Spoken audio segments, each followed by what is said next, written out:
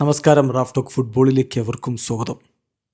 ഈ പത്രസമ്മേളനം എന്ന് പറയുമ്പോൾ കഴിഞ്ഞ ദിവസം ഒരു പ്രമുഖ രാഷ്ട്രീയ നേതാവ് പ്രസ് കോൺഫറൻസിൽ എല്ലാവരുടെയും ചോദ്യത്തിന് ഉത്തരം പറയുന്നില്ല, ഒന്ന് രണ്ട് മാധ്യമങ്ങൾക്ക് മാത്രം ഉത്തരം പറയുകയാണ്, ഞങ്ങളിവിടെ എന്തിനു വരുന്നതാണെന്നൊക്കെ ചോദിച്ചുകൊണ്ട് പത്രക്കാർ ശബ്ദമുയർത്തുകയും എഴുന്നേറ്റ് പോയ നേതാവ് തിരികെ വന്ന് കുറേ കാര്യങ്ങൾ ചോദ്യം മനസ്സിലുണ്ടായ പോരാ ചോദിക്കണം എന്നൊക്കെ പറയുകയും ചെയ്തത് നമ്മുടെ കേരളത്തിൽ വലിയ രൂപത്തിൽ ചർച്ചയായിരുന്നല്ലോ. എന്നാൽ ഇവിടെ ഫുട്ബോളിൽ അങ്ങനെ പത്രസമ്മേളനം പൂർത്തിയാക്കാതെ എഴുന്നേറ്റ് പോകുന്ന ഒരാൾ, ലയണൽ സ്കലോനി. അത് പക്ഷേ ഇങ്ങനെയല്ല, പത്രക്കാരുടെ ചോദ്യത്തിന് ഉത്തരം പറയാതെയോ അല്ലെങ്കിൽ ആ ഉത്തരത്തിൽ നിന്ന് വിശദീകരണം കൊടുക്കാതെയോ ഒന്നും പോയി എന്ന തരത്തിലല്ല. അദ്ദേഹം പറഞ്ഞു, പക്ഷെ പറഞ്ഞ് പൂർത്തിയാക്കാൻ പറ്റാതെ എന്ന് പറയാൻ സങ്കടം വന്നിട്ടാണ് വികാരഭരിതനായിട്ട് എഴുന്നേറ്റ് പോയതാണ്. ആ എഴുന്നേറ്റ് പോകുമ്പോൾ മാധ്യമപ്രവർത്തകർ കൈയടിക്കുകയാണ് അദ്ദേഹത്തിൻ്റെ നല്ല മനസ്സിന്. സംഭവം മറ്റൊന്നുമല്ല, ഇന്ന് സാംബിയ വേഴ്സസ് അർജൻറ്റീന കളിയുണ്ട്. നമുക്ക് ഇന്നെന്ന് പറയുമ്പോൾ സാങ്കേതികമായിട്ട് നാളെ പുലർച്ചെയാണ് ആ കളി.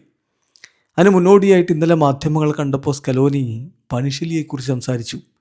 പനിഷലി വേൾഡ് കപ്പ് സ്ക്വാഡിൽ ഇടം പിടിച്ചതായിരുന്നു, പക്ഷേ പരിക്ക്, അവന് വേൾഡ് കപ്പ് കളിക്കാൻ പറ്റില്ല.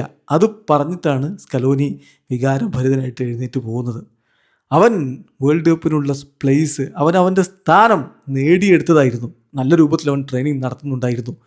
പക്ഷേ ഇങ്ങനെ സംഭവിച്ചു പോയി. ഞാൻ അവനോട് പറഞ്ഞു, നിനക്ക് തീർച്ചയായിട്ടും മറ്റൊരു അവസരം വരും എന്ന് ഞാൻ അവനെ പറഞ്ഞു ആശ്വസിപ്പിച്ചു എന്ന് പറഞ്ഞിട്ടാണ് സ്കലോനി വികാരഭരിതനായിട്ട് വാക്കുകൾ പൂർത്തിയാക്കാൻ പറ്റാതെ എഴുന്നേറ്റ് പോകുന്നത്.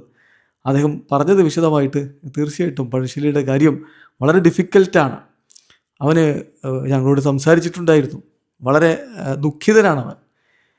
ഇങ്ങനെ ഒരു അവസ്ഥ അവനൊരിക്കലും അർഹിക്കുന്നില്ല. അവരെന്നല്ല ആരും ഇങ്ങനൊരു അവസ്ഥയിലൂടെ കടന്നു പോകാതിരിക്കട്ടെ. പ്രത്യേകിച്ച് അവൻ.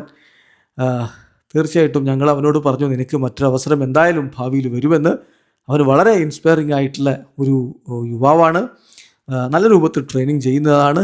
ഇറ്റ്സ് എ റിയൽ ബ്ലോ, വലിയ തിരിച്ചടിയായി പോയി എന്ന് പറഞ്ഞുകൊണ്ട് സങ്കടപ്പെട്ടാണ് അദ്ദേഹം എഴുന്നേറ്റ് പോയത്. ഏതായാലും പണിഷലി ഇത്തവണ അർജൻറ്റീനയ്ക്കൊരു നഷ്ടം തന്നെയാണ്. ഇവിടെ അവസാനിക്കുന്ന ഫുട്ബോൾ ലോകത്തെ കൂടുതൽ വിശേഷങ്ങളുമായി റാഫ് ടോക്സ് എത്താം.